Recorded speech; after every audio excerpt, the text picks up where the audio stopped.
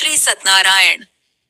भगवान विष्णु की जय। प्रिय भक्तजनों, आज आप लोग को भगवान विष्णु की कथा, जो भक्त सच्चे मन और श्रद्धा से सुन लेते हैं तो उसकी सभी मनोकामनाएं पूर्ण हो जाती हैं। चलिए शुरुआत करते हैं। सृष्टि के प्रारंभ से भी पहले, जब न दिशाएं थी, न आकाश की सीमा, न समय की गणना, तब केवल अनंत जल था।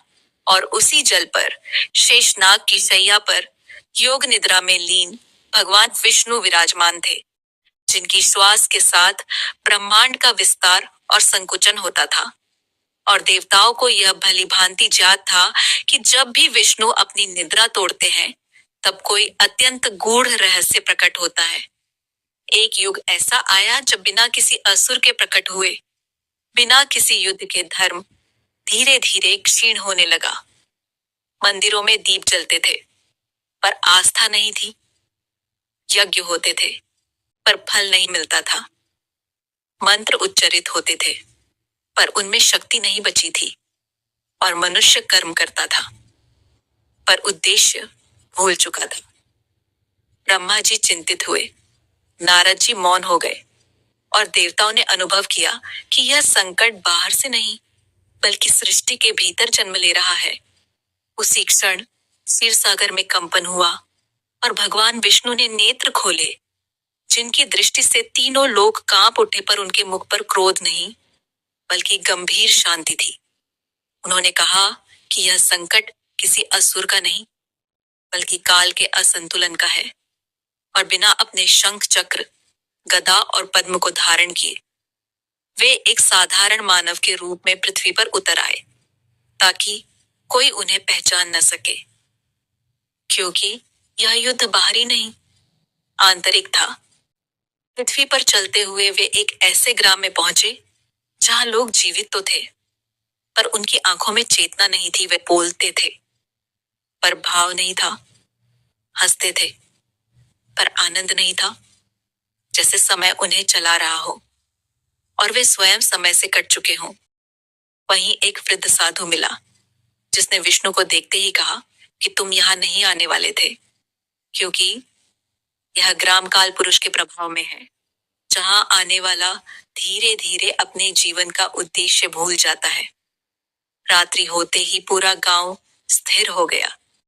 न पत्ते हिले, न हवा चली, और उसी मौन में एक विशाल छाया प्रकट हुई, जो न पूर्ण अंधकार थी, न प्रकाश।